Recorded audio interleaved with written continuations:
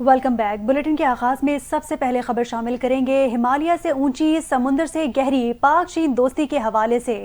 چین نے پاکستان کے استحکام اور ترقی کے لیے مکمل حمایت کا اعادہ کر دیا۔ صدر مملکت آصف علی زرداری اور ان کے چینی ہم منصب شی جن پنگ کی ملاقات کا مشترکہ اعلامیہ جاری۔ اعلامیے میں افغانستان میں دہشت گرد گروپوں کے خلاف مؤثر کارروائی، فلسطینیوں کے حق خود ارادیت کی حمایت اور مسئلہ کشمیر کے اقوام متحدہ کی قراردادوں کے مطابق حل پر زور دیا گیا۔ دونوں ملکوں نے دفاعی اور سیکیورٹی تعاون بڑھانے اور تجارتی تعلقات مزید مستحکم کرنے کا فیصلہ بھی کیا ہے۔ صدر مملکت آصف علی زرداری نے چین کے وزیر اعظم لی چیانگ سے بھی ملاقات کی، جس میں اقتصادی راہداری کے دوسرے مرحلے پر گفتگو ہوئی۔ پاکستان اور چین کے درمیان مفاہمت کی یادداشتوں پر دستخط کیے گئے، جس کے تحت پاکستان میں سیمنٹ کی پیداوار میں 5000 ٹن یومیہ اضافے کے لیے پروڈکشن لائن لگائی جائے گی۔ ان معاہدوں کے تحت پاکستان میں قابل تجدید توانائی کے مختلف منصوبوں پر تعاون کیا جائے گا۔ حکومت سندھ اور چینی کمپنی میں کوئلے کی گیسیفیکیشن اور یوریا پلانٹ کی یادداشت پر بھی دستخط کیے جائیں گے۔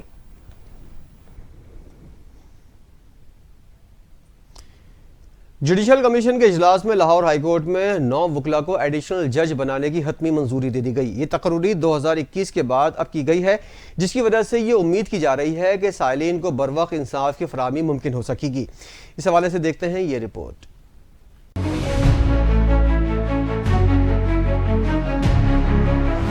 Chief justice Pakistan justice Yahya Afridi کی زیر صدارت جوڈیشل کمیشن کا اجلاس ہوا، جس میں لاہور ہائی کورٹ کے چیف جسٹس عالیہ نیلم سمیت اور دیگر ممبران نے شرکت کی۔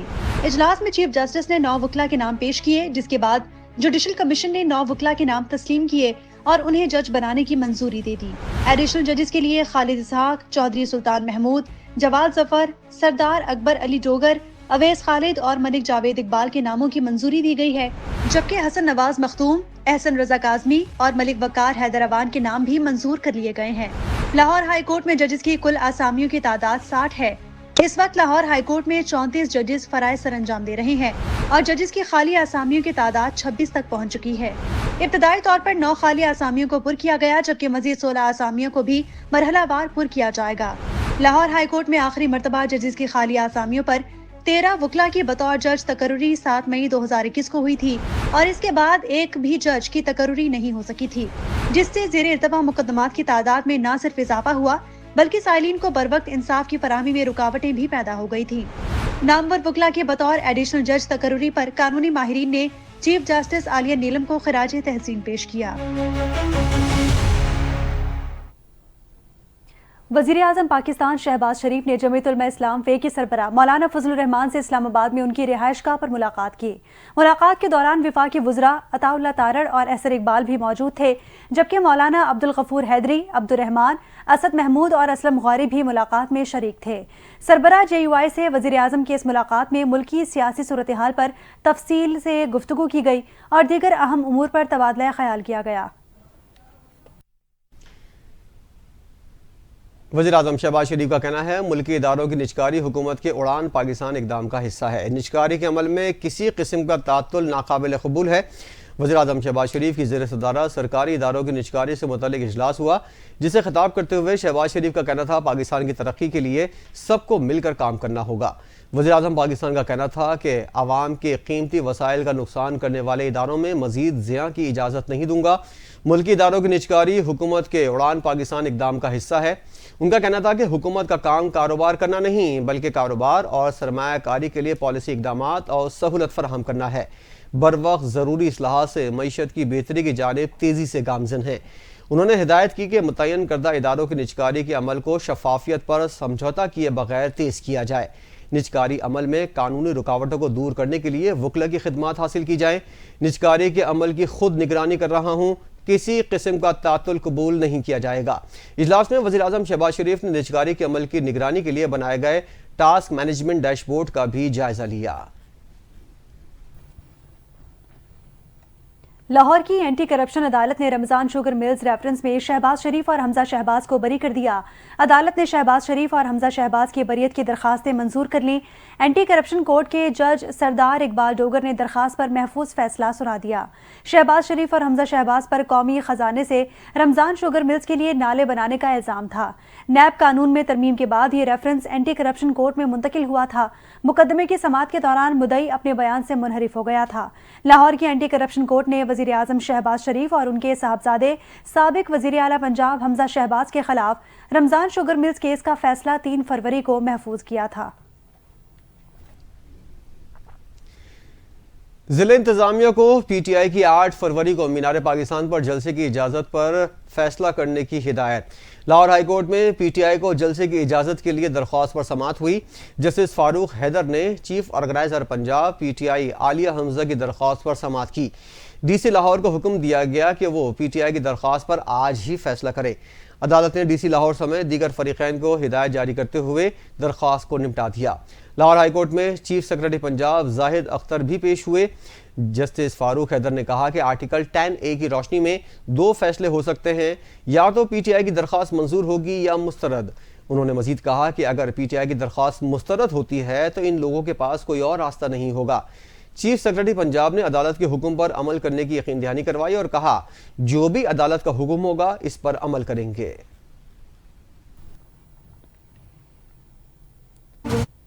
آگے بڑھتے ہوئے آپ کو بتائیں کہ گوادر میں گدھوں کے لیے سلاٹر ہاؤس قائم کر دیا گیا۔ پیداوار میں بڑھ گئی۔ قائمہ کمیٹی کے اجلاس میں وزارت خوراک اور تحفظ کے حکام نے بڑا انکشاف کر دیا۔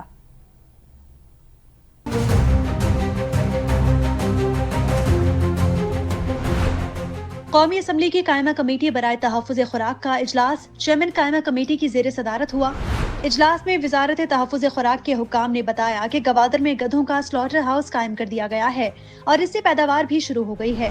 حکام نے اجلاس کو مزید بتایا کہ چین کے ساتھ گدھے کی کھال اور ہڈیوں سے متعلق معاہدہ ہوا ہے۔ گوادر میں چینی کمپنی یہ کام کرے گی۔ چیئرمین قائمہ کمیٹی نے وزارت خوراک اور تحفظ کے حکام سے پوچھا زندہ گدھوں کو چین ایکسپورٹ کیوں نہیں کرتے، جس پر حکام وزارت خوراک اور تحفظ نے بتایا زندہ گدھوں کی ایکسپورٹ مشکل کام ہے۔ ملک کے دوسرے حصوں میں بھی گدھوں کی سلاٹر ہاؤس کے لیے درخواستیں آ رہی ہیں۔ حکام نے بتایا کہ نئی چینی کمپنیوں سے گدھوں کی سلاٹر ہاؤس سے متعلق بات چیت چل رہی ہے۔ رکن کمیٹی رانا محمد حیات نے کہا کہ پاکستان میں گدھوں کا استعمال کم ہو رہا ہے۔ لوڈر رکشوں نے جگہ لے لی ہے۔ اچھی نسل کے گدھوں کی بریڈنگ ہونی چاہیے۔ لاہور ہائی کورٹ نے پیکا ترمیمی ایکٹ 2025 کو کالعدم قرار دینے کی ایک اور درخواست پر وفاقی حکومت اور دیگر فریقین کو نوٹس جاری کر دیے ہیں۔ تفصیلات اس رپورٹ میں۔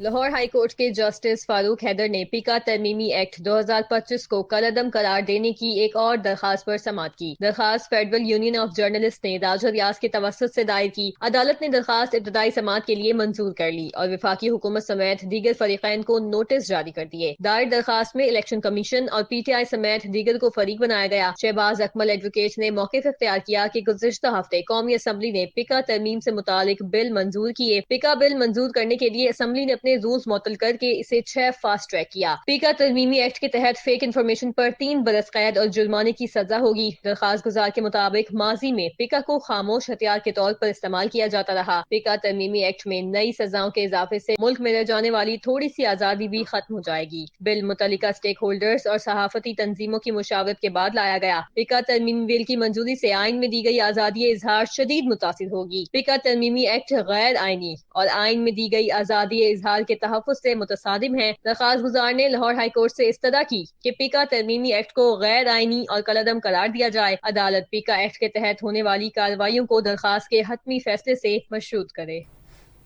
پاکستان نے فلسطینیوں کی ان کی سرزمین سے منتقلی کو مسترد کر دیا۔ ترجمان دفتر خارجہ شفقت علی خان ہفتہ وار پریس بریفنگ میں کہتے ہیں کہ فلسطینیوں کو کہیں اور بھیجنا انتہائی تشویشناک ہے۔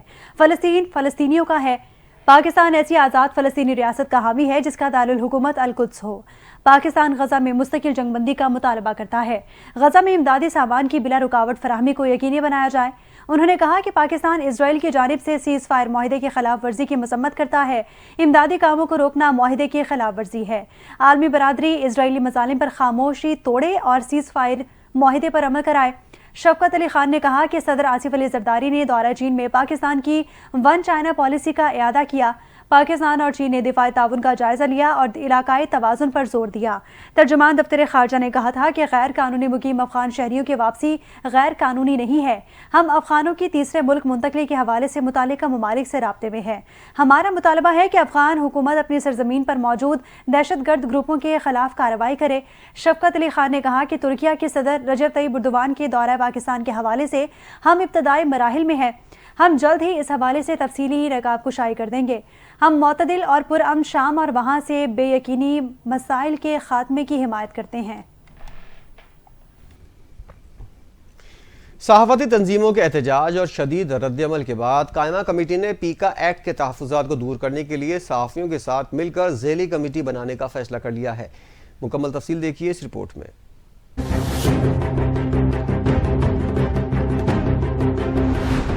قائمہ کمیٹی برائے اطلاعات و نشریات کا اجلاس ہوا، جس میں پیکا ایکٹ میں ترمیم کے معاملے پر حکومت اور صحافیوں کو ساتھ بٹھانے کا فیصلہ کیا گیا۔ قومی اسمبلی قائمہ کمیٹی نے پیکا ایکٹ پر ذیلی کمیٹی بنانے کا بھی فیصلہ کیا۔ کمیٹی کے چیئرمین نے کہا کہ پیکا پر ذیلی کمیٹی بنا کر خدشات دور کریں گے۔ وزیر اطلاعات و نشریات نے کہا، ڈیجیٹل میڈیا ریگولیٹری اتھارٹی بننے سے اب ڈیجیٹل میڈیا بھی ریگولیٹ ہوگا۔ پیکا صرف ڈیجیٹل میڈیا کو ریگولیٹ کرنے کے لیے ہے۔ پیکا سے اخبارات اور ٹی وی چینلز کو کوئی فرق نہیں پڑتا کیونکہ وہ پہلے سے ہی ریگولیٹ ہوتے ہیں۔ انہوں نے کہا کہ ڈیجیٹل میڈیا پر جو شخص کروڑوں کمائے وہ حکومت پاکستان کو کچھ تو دے۔ ڈیجیٹل رائٹس ٹریبیونل اور کونسل آف کمپلینٹس میں پریس کلب سے منسوب ایک صحافی ہوگا۔ پیکا قانون سے ٹی وی چینل اور اخبارات کی مانگ بڑھے گی۔ عطا تارا نے کہا کہ پوری دنیا میں ریگولیشن ہے تو پاکستان میں پیکا امر مانے کیوں؟ پیکا کوئی ڈریکونین قانون نہیں ہے۔ کہا جاتا ہے کہ پیکا میں ایک متنازع شک ہے تو بتائیں کون سی ہے؟ جس شخص نے کہا کہ قاضی فائزیزہ کا سر کاٹ کر لا دو، اس کو کون سی سزا ہوئی؟ اگر ڈیجیٹل میڈیا ایسے چلا تو کوئی گھر سے باہر نہیں نکل سکے گا۔ ایم کیو ایم کے رکن قومی اسمبلی امین الحق نے کہا، فواد چودھری نے بھی میڈیا پاکستان ڈیولپمنٹ اتھارٹی بنانے کی کوشش کی۔ فیک نیوز بالکل ہے اور اس کے خلاف صحافی بھی ہیں۔ P if you J, press club اور صحافتی تنظیموں کے ساتھ بیٹھ جائیں۔ وزیر اطلاعات نے امین الحق کی تجویز سے اتفاق کرتے ہوئے رضامندی ظاہر کی اور کہا کہ جب بھی صحافیوں کے ساتھ بیٹھنا ہے میں حاضر ہوں۔ اس پر چیئرمین قائمہ کمیٹی برائے اطلاعات نے کہا، صحافیوں کے ساتھ بیٹھ کر مسائل سنیں گے اور حل کریں گے۔ پاک فوج کے شعبہ تعلقات عامہ کے مطابق chairman joint chief of staff committee general Tahir Shamshad Mirza نے مالدیپ کے chief of defence staff major general Ibrahim کی ملاقات کی۔ جوائنٹ سٹاف ہیڈ کوارٹر میں آئی ایس پی آر نے بتایا کہ ملاقات میں پاک مالدیپ عسکری قیادت کا دو طرفہ دفاعی تعلقات کو مزید مضبوط کرنے اور عسکری رابطوں اور مشترکہ اقدامات کو مزید فروغ دینے پر اتفاق کیا گیا۔ ترجمان پاک فوج کے مطابق میجر جنرل ابراہیم حلمی نے پاکستان کی مسلح افواج کی پیشہ ورانہ مہارت اور دہشت گردی کے خلاف جنگ میں قربانیوں کو سراہا۔ جوائنٹ سٹاف ہیڈ کوارٹرز آمد پر تینوں مسلح افواج کے دستے نے مالدیپ کے چیف آف ڈیفنس سٹاف کو گارڈ آف آنر پیش کیا۔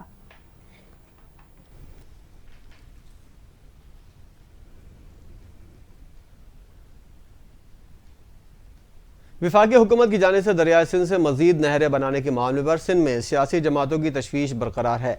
جی ڈی اے کے سینئر رہنما سردار عبدالرحیم کے ہمراہ ہمارے نمائندے شامیر رابچو موجود ہیں۔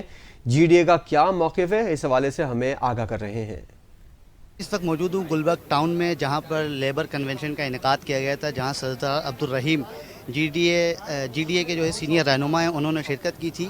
یوں تو مزدوروں کے بھی مسائل ہیں اور سندھ کی عوام کے بہت سارے مسائل ہیں اور سندھ کی عوام مختلف مسائل سے گزر رہی ہے، لیکن ایک سب سے بڑا مسئلہ جو سندھ کی عوام کو درپیش ہے وہ وفاقی حکومت کی جانب سے ہے۔ سندھ کا نیا نہری نظام جو دریائے سندھ سے نئی نہریں نکالی جا رہی ہیں، اس پر مختلف جماعتوں نے تشویش کا اظہار کی ہے۔ جی ڈی اے اپنا کیا موقف رکھتے ہیں، ہم جانتے ہیں سردار صاحب سے۔ دیکھیں، وہ بہت مسئلہ سمجھنے کے لیے بڑا آسان ہے، کیونکہ دریائے سندھ میں جو پانی ہے وہ اتنا ناکافی ہے کہ اگر آپ نئے نہریں نکالیں گے تو ظاہر ہے کہ وہ جو پانی موجود ہے اسی میں سے پانی ان کو دیں گے، تو اتنا پانی ہے نہیں کہ نئی نہروں میں آپ پانی دیں، اور دیگر علاقے جو زرخیز ہیں جن کو وہ پانی ملتا ہے وہ زرخیز رہیں۔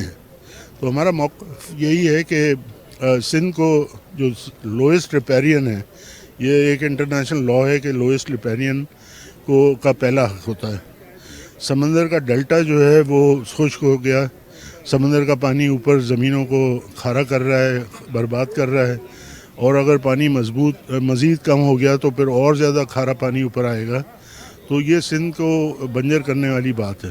منافقانہ پالیسی ہے۔ پیپلز پارٹی کے جو کو چیئرمین ہیں انہوں نے اجازت دی ہے کہ ہاں کر لیں، ہم کچھ نہیں کہیں گے، اور نیچے سندھ کے جو پیپلز پارٹی ہے وہ اس منصوبے کے خلاف باتیں کر رہی ہیں۔ ایک منافقانہ بات ہے، حق سچ کی بات کر رہے ہیں، اور اگر حق سچ کی بات میں کوئی وزن ہوتا ہے تو یقیناً رکے گا، اور اگر بنے گا تو اس کے اپنے پھر نتائج ہوں گے۔ عدالتی راستہ بھی اختیار کیا جائے، سارے ہم راستے اختیار کریں گے، جیسے ابھی تک تو وہ ایکنک میں نہیں آیا ہے, کامن انٹرسٹ میں نہیں آیا ہے, تو جب آئے گا تو پھر ہم دیکھیں گے. ہمارے ساتھ موجود تھے جی ڈی اے کے سینئر رہنما سردار رحیم صاحب. ان کا یہی کہنا تھا کہ اس نئے بننے والے نہری نظام کے خلاف ہم عوام کے دروازہ کھٹکھٹائیں گے, اور اگر ضرورت پڑی تو عدالت بھی جا کے عدالت کے سامنے بھی اس کی استدعا کریں گے کہ اس نہری نظام کو بننے سے روکا جائے. جی. پاکستان تحریک انصاف کے رہنما شاہ محمود قریشی نے کہا کہ لوگوں کو بلا وجہ ٹرمپ سے توقعات نہیں باندھنی چاہیے. ہمیں رہائی اپنے موقف اور مقدمات کی پیروی سے ہی مل سکتی ہے. اڈیالہ جیل میں میڈیا سے گفتگو کرتے ہوئے شاہ محمود قریشی نے کہا کہ ملک میں اصلاحات کے لیے قومی اتفاق رائے کی ضرورت ہے. کوئی انفرادی شخص چیلنجز سے نمٹنے کی صلاحیت نہیں رکھتا. موجودہ قیادت دل اور دماغ سے ملک کا سوچے. اس وقت قومی ایجنڈے کی ضرورت ہے. ایک بڑا قومی معاہدہ ہونا چاہیے. شاہ محمود قریشی نے کہا کہ تمام جماعتیں آزادانہ اور خود مختار الیکشن کمیشن پر اتفاق کریں. آزاد اور خود مختار الیکشن کمیشن, خود مختار عدلیہ اور میڈیا سے کسی کو کوئی نقصان نہیں ہو سکتا.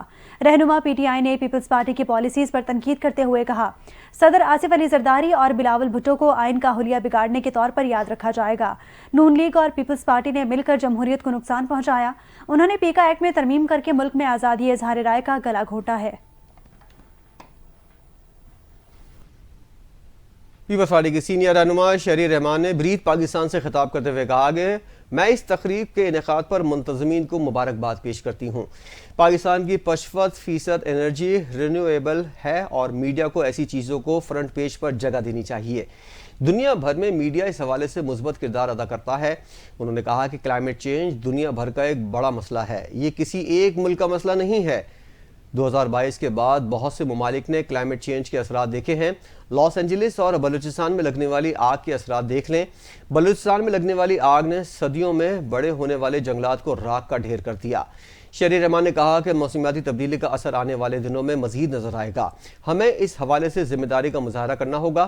پاکستان کو موسمیاتی تبدیلیوں کے حوالے سے 3 مسائل کا سامنا ہے. ہم شاید یہ سمجھتے ہیں کہ یہ ہمارا مسئلہ ہی نہیں. پیپلز پارٹی کے رہنما نے کہا کہ ہم ماحولیاتی تحفظ کے حوالے سے کسی بھی طور پر سنجیدہ نظر نہیں آتے.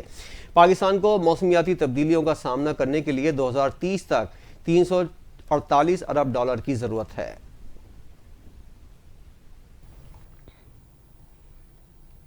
کھیلوں کے میدان کا رخ کرتے ہوئے آپ کو بتائیں کہ وزیر اعظم شہباز شریف کل قذافی اسٹیڈیم کا افتتاح کریں گے.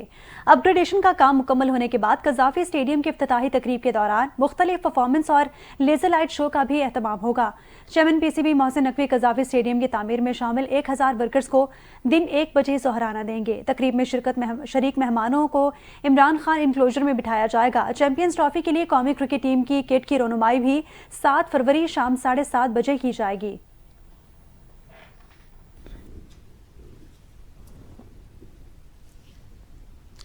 Chairman peoples party Bilawal Bhutto نے واشنگٹن میں امریکی صدر ڈونلڈ ٹرمپ کی جانب سے دیے گئے دعائیہ ناشتے کی تقریب میں شرکت کی. اس تقریب میں بلاول بھٹو کے علاوہ کئی عالمی رہنما بھی موجود تھے. پاکستان پیپلز پارٹی کی قیادت نے اس موقع پر پاکستان کے 2 اہم سفارتی محاذ سنبھالے ہوئے ہیں. صدر آصف زرداری جہاں چین کے 5 روزہ دورے پر ہیں, گزشتہ روز چین کے صدر سے ملاقات کی. وہیں بلاول بھٹو امریکی صدر ڈونلڈ ٹرمپ کے ساتھ اس خصوصی موقع پر شریک ہوئے. بلاول بھٹو کو امریکہ کے نو منتخب صدر ڈونلڈ ٹرمپ کی تقریب حلف برداری میں شرکت کی دعوت موصول ہونے کی متضاد خبریں سامنے آئی تھیں. تاہم بلاول بھٹو اس تقریب میں نظر نہیں آئے تھے. بعد ازاں چیئرمین پیپلز پارٹی نے اعلان کیا تھا کہ وہ ڈونلڈ ٹرمپ کی دعائیہ ناشتے کی تقریب میں ضرور شرکت کریں گے.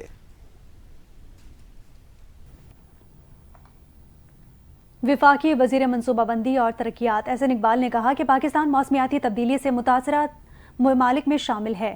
ہم اکیلے یہ جنگ نہیں لڑ سکتے. ماحولیاتی تبدیلی کے حوالے سے منعقدہ بریتھ پاکستان کانفرنس سے خطاب کرتے ہوئے وفاقی وزیر احسن اقبال نے کہا کہ پاکستان 1% سے بھی کم گیسز کا اخراج کرتا ہے, تب بھی ہم موسمیاتی تبدیلی کے متاثر ترین ممالک میں سے ہیں. موسمیاتی تبدیلی سے لوگوں کو صحت اور معاشی مسائل ہیں. پاکستان اس جنگ کو اکیلا نہیں لڑ سکتا. ہمیں خطے کے ممالک کی مدد چاہیے. وفاقی وزیر نے کہا موسمیاتی تبدیلی سے لڑنے کے لیے پالیسی مرتب کی ہے. ہم کاربن پالیسی, گرین فائنینسنگ پر کام کر رہے ہیں. موسمیاتی تبدیلی سے مقابلہ اڑان پاکستان کے مرکزی نکات میں سے ہے.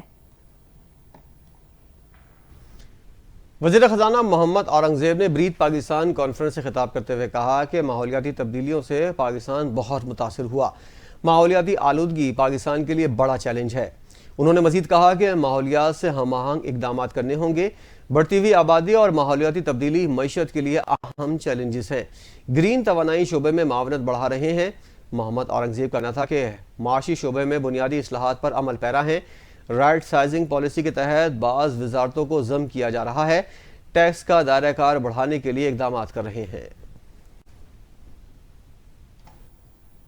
بانی پی ٹی آئی جیل سے نکلنے کے لیے اپنے تمام کارڈز کھیل چکے ہیں۔ اب ان کے پاس صرف شرم سے معافی مانگنے والا کارڈ ہی باقی رہ گیا ہے۔ مشیر اطلاعات خیبر پختونخوا کے بیان پر رد عمل دیتے ہوئے وزیر اطلاعات پنجاب عظمہ بخاری نے کہا کہ آپ کے مہاتما نے خط نہیں لکھا، کھلا این آر او مانگا ہے۔ جن کے نام بانی پی ٹی آئی نے خط میں لکھے انہیں پہنچنے سے پہلے ہی قبل ردی کی ٹوکری میں ڈال دیا گیا۔ ایک ٹولہ نواز شریف اور مریم نواز کے بغض میں جل کر راکھ ہو رہا ہے۔ جو ڈٹ گیا تھا، ہار نہیں مان رہا تھا، اب وہ تلوے بھی چاٹ رہا ہے۔ انہوں نے کہا کہ لوگوں کو حقیقی آزادی کے مارکے سنانے والا ذہنی دباؤ کا شکار ہو چکا۔ جیل کی دیواروں نے بانی پی ٹی آئی کے سوچنے اور سمجھنے کی صلاحیت کو ختم کر دیا۔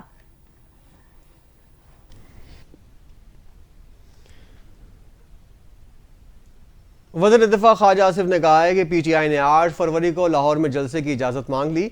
وزیر دفاع خواجہ آصف نے کہا کہ 8 فروری کو لاہور میں پاکستان اور نیوزی لینڈ کا پہلا میچ ہے۔ پی ٹی آئی نے 19 فروری کو لانگ مارچ کی کال دی ہے۔ 19 فروری کو پاکستان میں چیمپئنز ٹرافی کا پہلا میچ ہے۔ یہ پاکستان سے چیمپئنز ٹرافی کے میچ چھیننے کی وطن دشمنی کر رہے ہیں۔ یہ پاکستان کو کرکٹ کے میدان میں تنہا اور شرمندہ کرنے کے لیے کیا جا رہا ہے۔ سیاسی مفادات کے لیے بانی پی ٹی آئی اس قدر گر سکتے ہیں، شاید سپورٹرز بھی نہیں سوچ سکتے۔